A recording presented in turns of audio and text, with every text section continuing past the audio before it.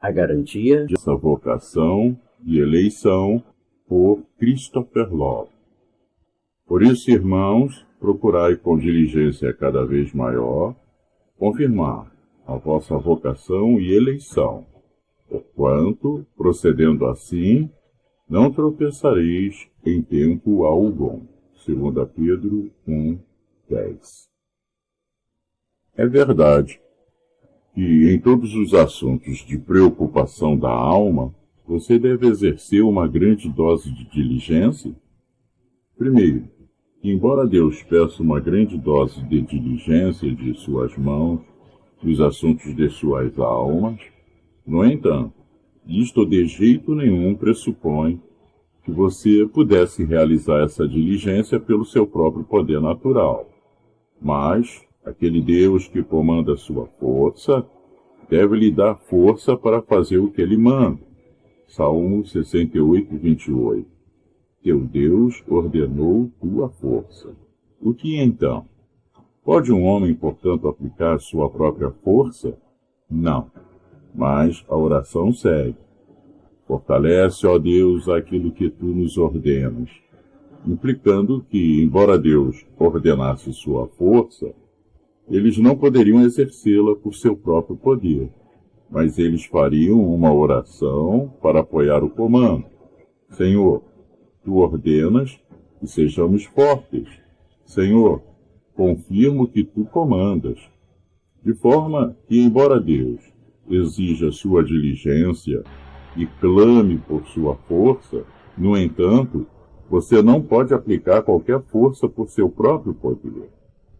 Sobre esta consideração, Agostinho tem esta passagem. Quando tenho vontade, diz ele, de fazer o bem, não tenho poder. E quando tenho poder, não tenho vontade. E aqui eu vejo minha própria fraqueza, e que devo estar olhando para Cristo para obter força. Você poderia muito bem continuar o trabalho de criação como trabalho de conversão por sua própria força. Você pode tanto vencer um mundo de homens armados sozinho, quanto vencer uma sugestão do diabo, o seu próprio poder. Quando Deus pede sua diligência em questões de preocupação com a alma, tome ter cuidado, que você não cumpra seu dever de expressar muito zelo e diligência nos assuntos de sua alma, a menos que o faça de maneira correta e com o objetivo correto. As pessoas pensam, se puderem ser diligentes em ouvir, e diligentes em ler, e diligentes em orar e receber os sacramentos, que estão cumprindo seu dever e atendem ao comando de meu texto para serem diligentes. Não, amado, você não cumpre seu dever para com Deus ao expressar diligência naquilo que é materialmente bom, a menos que o faça de maneira correta e com o objetivo correto. Você tem um exemplo em Jeú, 2 Reis 10. Ele era um homem trabalhador, maravilhoso, em muitos bons assuntos relativos à adoração de Deus. Uma vez ele matou os adoradores de Baal, outra vez ele derrubou as casas onde eles adoravam e quebrou as imagens de escultura em pedaços. Em outra hora ele chama Jonadab para ver seu zelo pelo Senhor dos Exércitos. Diligente e maravilhoso. E, no entanto, tudo isso não foi feito de uma boa maneira, nem para o fim certo. Senhor, não de uma maneira boa, porque foi feito pela metade.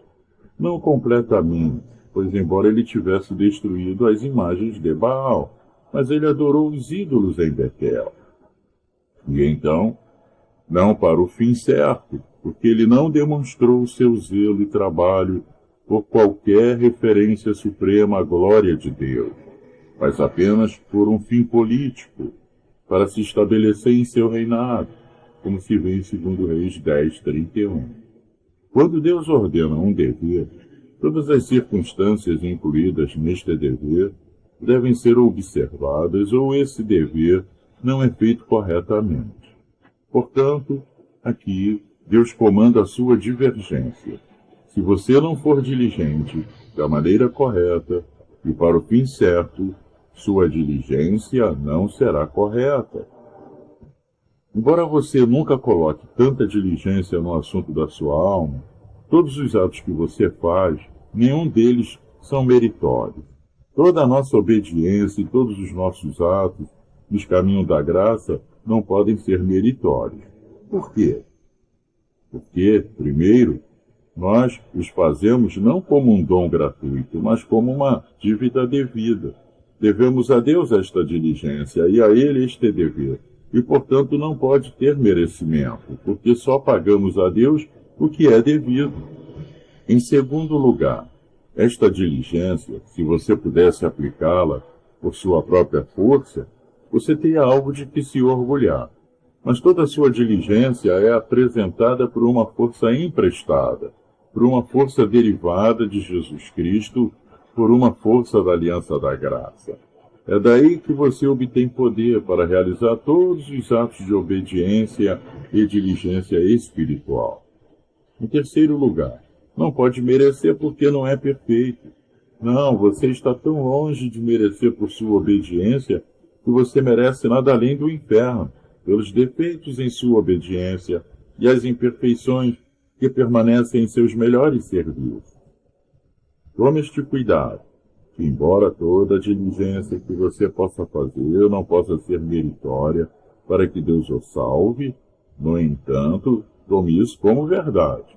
E quanto mais você abundar no trabalho espiritual, nos assuntos da alma, mais provável será que você receba maiores rendimentos de alegria e maior aumento de graça em sua alma. Àquele que tem será dado, e ser-lhe-á dado com muito mais abundância. Isto é, àquele que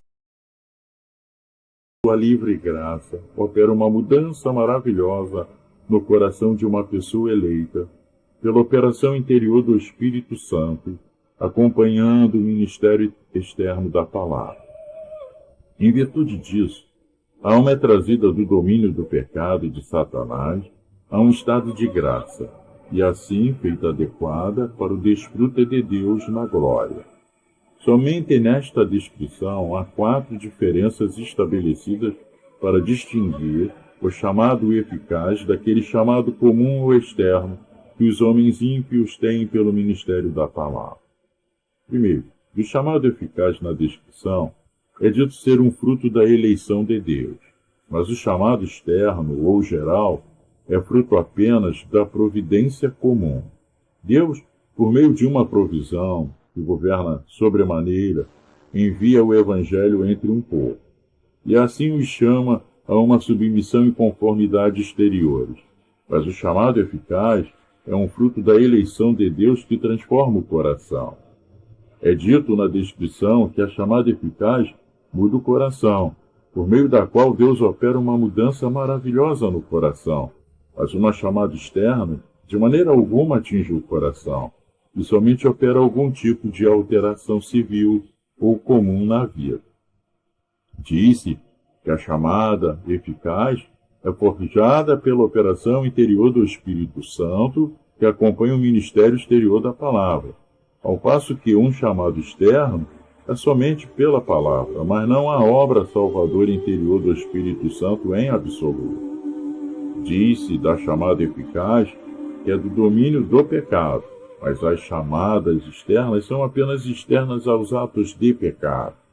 Na verdade, por uma ligação externa, a chamada da palavra pode ter esse poder sobre um homem, como para conter e manter visíveis os atos externos do pecado, mas nenhuma maneira funciona sobre a inclinação para tirar o carinho ao pecado. Enquanto chamado eficaz, atua sobre o coração e atua para subjugar e destruir o poder do pecado, bem como suas ações. Em segundo lugar, por que Deus exige que façamos tanta diligência em nos certificar de que somos efetivos chamados pelo Espírito de Jesus Cristo no Evangelho? Existem 3 razões pelas quais isso deveria ser. Primeiro, porque há muitos que professam o Evangelho que nutrem persuasões infundadas de que são efetivamente chamados, quando não o são. Agora, se algum homem for enganado, por que não você? E se alguém está apto a ser enganado sobre este assunto, não tens grande motivo para ser diligente, para não ser também enganado? Muitos homens cometem erros grosseiros por acreditarem que são efetivamente chamados, quando não o são. Muitos são chamados externamente, mas não são chamados efetivamente. Mateus 22:14. E, portanto, é do seu interesse não ser enganado neste grande negócio. Por que você deve confirmar esta grande e preciosa joia de chamado eficaz que tanto preocupa suas almas imortais? Agora, corra para buscar o testemunho do Espírito de Cristo em seu próprio Espírito, pela palavra, para provar a você em boa terra que o navio estará seguro e as mercadorias trazidas seguras para o porto. Aquele navio que é o porto, a alma e todos virão a salvo para o céu. Se você não tiver certeza de sua alma, se você sofrer naufrágio, você está falido atualmente. Falido para Deus, você o perde para sempre. É bom ter certeza do céu. É bom ter certeza de que você foi efetivamente chamado por Jesus Cristo. É bom ter certeza de que você é cristão de verdade, não apenas no nome, que vocês são cristãos em atos, não apenas em profissão. É bom ter certeza de seu chamado e eleição. Em terceiro lugar, os cristãos devem trabalhar para garantir isso, porque quanto mais seguro você estiver de seu chamado eficaz, mais ele aumentará sua paz interior e conforto. 1 Pedro 1:8, no qual, crendo, vocês se regozijam com alegria indizível e cheia de glória. É muito observável que em todas as epístolas do Novo Testamento, onde o apóstolo fala de sua vocação eficaz para serem santos, no versículo seguinte ele os saúda com estas palavras: graça e paz sejam convosco. 1 Coríntios 1:2. Vocês são chamados para serem santos. Graça e paz estejam com vocês. Romanos 1:6-7. Chamado a ser santo, graça e paz sejam multiplicadas para você. E assim em cada epístola, além disso, anota que quando um homem é chamado eficazmente, mais certeza ele tem da sua vocação, mais paz ele tem em sua própria consciência. Ele terá grande paz e grandes serão seus confortos interiores. Portanto, você deve trabalhar para a plena certeza de sua chamada. Agora, quais são os caracteres ou descobertas em que minha alma pode ter certeza que eu fui chamado eficazmente por Jesus Cristo? Primeiro, você pode ter certeza de sua vocação eficaz se Deus usar esse método, com a alma, que Ele faz ordinariamente com aqueles a quem Ele operou em você, os efeitos salvadores e concomitantes, que normalmente acompanham aqueles que são assim efetivamente chamados. Se essas duas coisas forem feitas, você pode ter um selo e uma garantia em seu próprio coração de que você também é efetivamente chamado. Amado, há muitos no mundo, mas poucos são chamados eficazmente. Há muitos que são chamados, mas poucos são eleitos. Se ao testar você descobrir que não está no número dos chamados de Deus, vá para casa e chore sua propriedade não regenerada e não convertida. Vou agora falar sobre o método que Deus usa para chamar um pecador. E aqui devo estabelecer um método sexto. Em primeiro lugar, quando Deus trata efetivamente de chamar um pobre pecador a um estado de graça, Ele coloca uma luz clara em sua alma, através da qual ele pode ver a natureza hedionda e agravada de todos os seus pecados. Mais do que nunca. Romanos 7, 8, 9, 13. Paulo diz que, antes que o mandamento viesse, ele estava vivo. e o pecado estava morto, isto é, antes que o poder da palavra viesse sobre sua consciência para convertê-lo. Ele estava vivo, isto é, ele pensou que era um homem bom e justo, e pensou que o pecado estava morto. O pecado foi destruído. Ele nunca conheceu o pecado tão pecaminoso. Senão, quando o mandamento veio, o pecado reviveu, eu morri, mas quando a palavra de Deus veio com poder sobre minha consciência e luz sobre meu julgamento, então eu vi que era um homem morto. O pecado tinha me matado, e vi que o pecado estava se apossando, e o pecado estava se enfurecendo em mim. E então, no verso 13, eu vi o pecado excessivamente pecaminoso. Ele nunca viu o pecado assim antes da conversão, antes de seu chamado, quando ele era um fariseu. Mas quando a palavra de Deus veio com poder sobre sua consciência para chamá-lo, então ele disse: eu vi que o pecado é excessivamente pecaminoso. Agora, ó amado, alguma vez Deus fez assim com sua alma? Pode ser que você olhe para o pecado com uma visão geral e transitória, mas você olha para o pecado de forma a ver mais mal no pecado do que você já viu antes? Este é o curso que Deus geralmente segue, sim, mas você dirá: pode ser que às vezes Deus faça assim para amedrontar os homens e perturbar os homens em mente, fazê-los ver seus pecados, mas isso é obra normal de Deus? Sim, é. Eis que essas coisas frequentemente opera Deus com os homens. Observe, não é um trabalho raro, mas é obra de Deus. Muitas vezes Ele fará você ver seus pecados, vê-los como inúteis. Veja, essas coisas Deus opera muitas vezes com os homens. Portanto, você lê João 16:8. Quando o Espírito vier, marque seu ofício. Ele convencerá o mundo do pecado. O primeiro ato do Espírito Santo ao converter uma alma e chamá-la é convencê-la do pecado. Esta é a primeira obra do Espírito de Deus na sua vocação. Ele vai te convencer do pecado. Agora, ó amado, para quantos eu falo hoje, com quem Deus nunca fez este método, desde que nasceram neste mundo? Quantos há que foram informados de sua embriaguez, e de suas concupiscências, e de seus enganos, e de sua vida licenciosa no dia a dia, e ainda hoje, eles nunca viram o pecado como excessivamente pecaminoso. Eles nunca foram convencidos do pecado de propósito. Depois que Deus colocou uma luz na alma para fazer você ver a pecaminosidade do pecado, então Deus fixa esses pensamentos na alma, para torná-lo consciente da grande miséria que seus pecados o trouxeram, para clamar com Paulo, Romanos 7:24, desventurado homem que sou, quem me livrará deste corpo de morte? Lá Paulo clama em sua miséria, por causa daquele corpo de morte.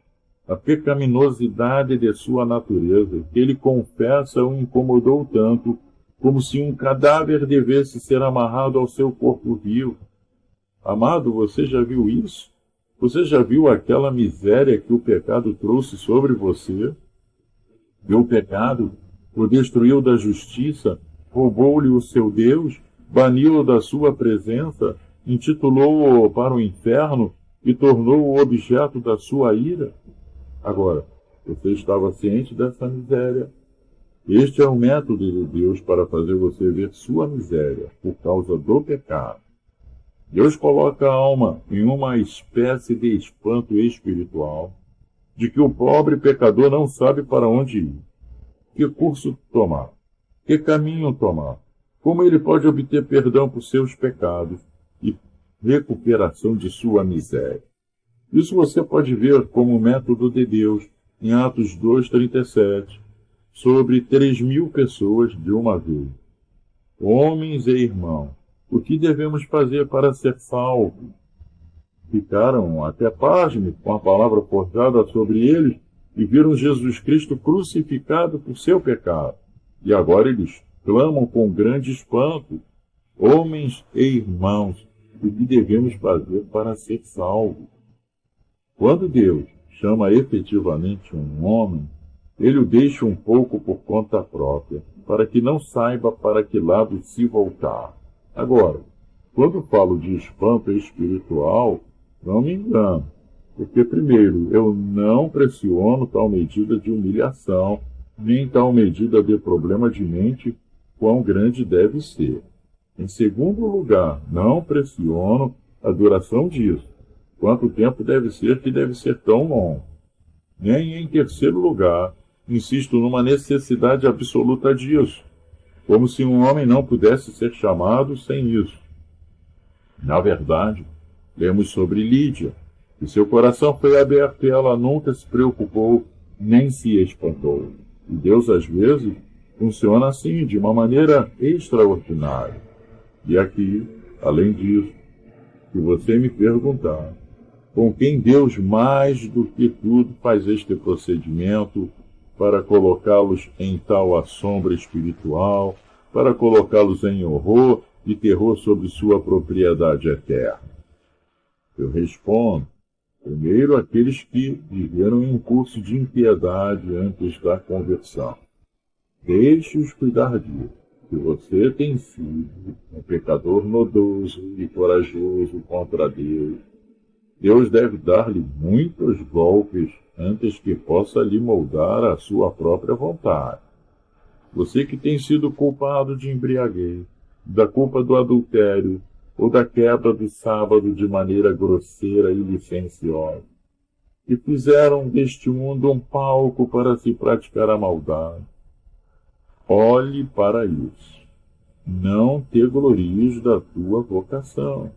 Se Deus não te trouxe desta forma, tens fundamento para suspeitar que ainda não foste chamado. Aqueles que antes da conversão estavam perdidos em suas vidas, se não encontrarem esse assombro espiritual, é improvável que sejam chamados. E, portanto, eu realmente suspeito de ser chamado. Que pode saltar de um curso de profanação para um curso de profissão. Que pode saltar de um curso de malignidade para o deleite de ouvir sermões e amar os ministros. Vocês, que foram opositores da divindade, se vocês não mostrarem um trabalho eminente em sua conversão, eu suspeito muito, sejam vocês convertidos ou não, porque é o método usual de Deus. Veja como Deus desvencilhou Paulo de qualquer bondade em si mesmo, para fazê-lo descansar em Jesus Cristo. E esta é a obra de Deus contigo. Ele te libertará de ti mesmo e te fará ver que não podes ser o teu próprio Salvador. Depois de ter libertado de ti mesmo, ele te coloca em anseios sinceros e interesse em Jesus Cristo. Quando a pobre alma tiver saqueado seus deveres e for a este ministro e ao outro ministro para ficar satisfeita, e ele vê que os deveres não podem ajudá-lo, e a oração não o ajudará, agora ele pensa, eu não vejo ninguém além de Cristo para reclinar minha cabeça, e eu não vejo ninguém exceto um Cristo ao qual devo recorrer. E agora, ele anseia tanto por Cristo que se todas as pedras nas ruas fossem de ouro, e toda a construção de sua casa fosse de diamantes, e todas as suas vestes enfeitadas com pérolas, nada disso deve interromper ou impedi-lo de correr atrás de Jesus Cristo. E isso, como eu posso dizer, é a segunda obra de Deus. As três primeiras podem estar em homens ímpios. Eles podem ver seu pecado e miséria ali, e estar em um labirinto sem saber que caminho seguir. Mas estas duas são uma forma além dos ímpios. Eles nunca se desabotoaram, nem jamais tiveram qualquer desejo ou respiração por Cristo. É o método de Deus, depois de tudo isso, fazê-los encontrar abundância de contentamento e aquiescência em Jesus Cristo, para que tenham ocasião de dizer, vejo que coloquei minha ajuda em alguém que é poderoso. Eu vejo que eu tenho me lançado sobre aquele que é capaz e disposto a me fazer o bem. segundo aos Tessalonicenses 2,16, nos deu consolo eterno e boa esperança por meio da graça. E agora, amados, tendo falado dessas coisas, como muitos na congregação a têm deixado para trás, e por acaso o Senhor use nenhum desses métodos para as suas almas, ó Senhor, não sou capaz de dizer-lhe sua miséria, mas peço-lhe que preste atenção e não fuja em sua alma na presunção e nas persuasões infundadas para acreditar. Estes são métodos que Deus usa comumente com a maioria